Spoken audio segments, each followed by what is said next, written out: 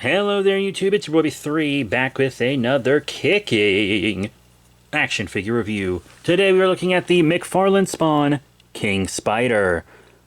Full disclosure, though I am reading Spawn, I've made it through the first compendium, but I have not gotten to King Spider. But he was $8, so I was like, shit, $8, that made me queef. So I just went ahead and got him. $8, Black Friday sale. Man, screw it. I'd be dumb not to get him. Especially since I assume he's a villain. And I don't have a lot of Spawn villains. I have Overt Kill. Is that it? Is that the... No, I have a Violator. I don't know why I forgot my Violator. I have those big deluxe villains, but I mostly have the heroes. I got a couple Spawns, Haunt. Redeemer is kind of... just depends, I think.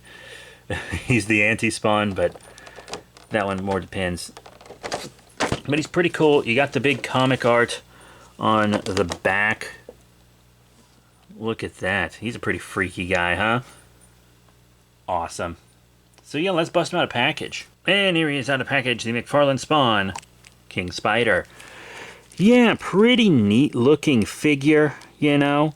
Lots of spikes. That's how you know he's from a 90s book. Let's take a look at his detail and paint. Yeah, he's got a lot of cool bits, all his little straps, nice musculature, lots of little details all throughout the body. The head is pretty neat. The spider is a little off-center, and you can see he's got this freaky mouth. But he has this big blob on his forehead. Not grand. There are some blobs of that color kind of diffused throughout him, but this one looks like an error because it's not like as light as the others. I think that's... See, there's one there, but see how it's kind of like almost rubbed off? Like that seems intentional in these spots, and then on the head it seems like maybe they accidentally dripped paint onto him while they were pulling back after that painting. Got all these painted spikes though. When you articulate the arm, you can really see in that joint, which bothers me a little. Most of my McFarlane figures don't do that. You can see he's got these little weird shoes. And on the art on the back of the box, the green wrappings went all the way down. But I guess that hindered articulation. So they gave us more like the skin kind of fleshy white boy tone before the shoes. Why not just paint this the same color as this? That would have looked so much better. It just looks weird with these little like elf shoe things, these little slippers. They are detailed on the bottom, though, which is interesting. But yeah, that's a little weird. They should have painted this green to match the art better. But then again, I haven't encountered this character in the comics yet, so who am I to judge? I probably shouldn't even be reviewing him at all, but here we are. Bad joke. Okay. Now we're going to talk about accessories. He has these kind of open clawed hands, which are neat. But he has other hands, too. A holding hand for this side, and a fist hand for the opposite side. The holding hand allows him to hold, drumroll please, this kind of chain and whip. You can see it can also wrap around his arm, kinda. It's a very nice silvery paint. It doesn't bend or anything. It's fixed in this pose. I'm not really going to display him with it, but it is cool. He also comes with the obligatory Spawn stand that all these Spawn figures come with. But the stand has a bonus piece. See, like this rubble with a skull? And then you plug that onto this base, and it's like an extra diorama kind of piece to the base. That's cool. That's a cool option. You know, there's no card, so they gave us this piece, I guess. That's neat. That is a neat, unique piece for these stands. At least, unique for the Spawn figures I have so far. Oh, now let's get into articulation. You got up and down on the head, side to side, a bit of a head wobble too. You've got all that movement in the arm, but it catches because that joint comes out too far. Up and down, you know, you got the rotation, bicep, swivel. I'm gassy. I know it's gross. Get over it.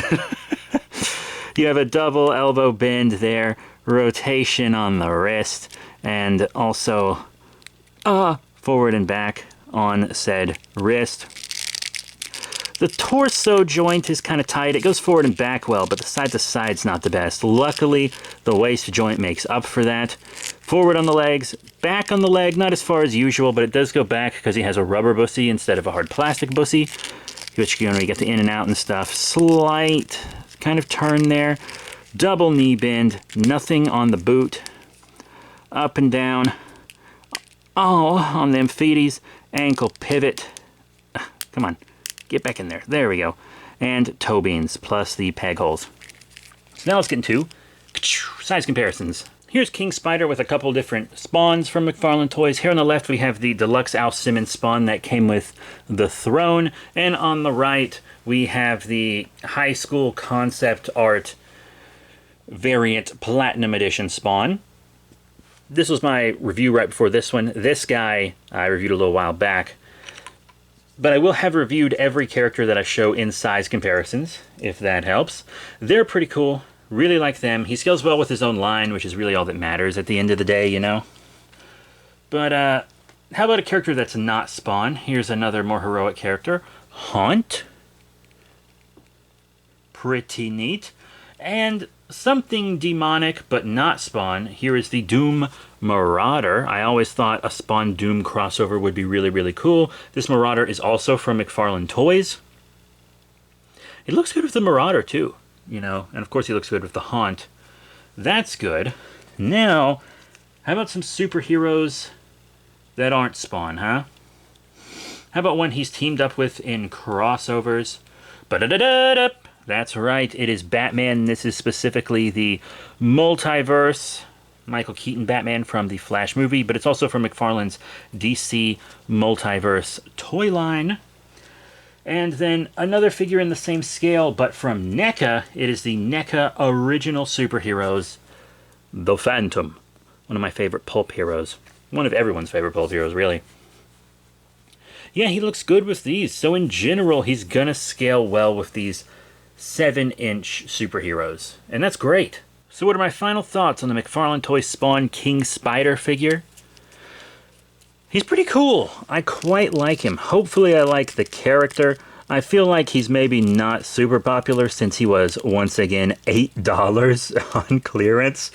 But honestly, he's a neat looking, kind of little freaky guy. And I wanted to add more to my Spawn collection for a while anyway, which is what I've been doing. So definitely check out previous Spawn reviews if you liked this one. I like this guy. He's not as impressive as the last one I reviewed, but I love most of my Spawn figures. I really like them. McFarlane, I think, is doing some good work. There's room for improvement, sure, but pretty good stuff so far. But that's it. Thank you all very much for your support. Remember to rate, comment, and subscribe. Check out all the cool links in the description below. Facebook, Twitter, etc. as in I'll see you all next time. Bye for now.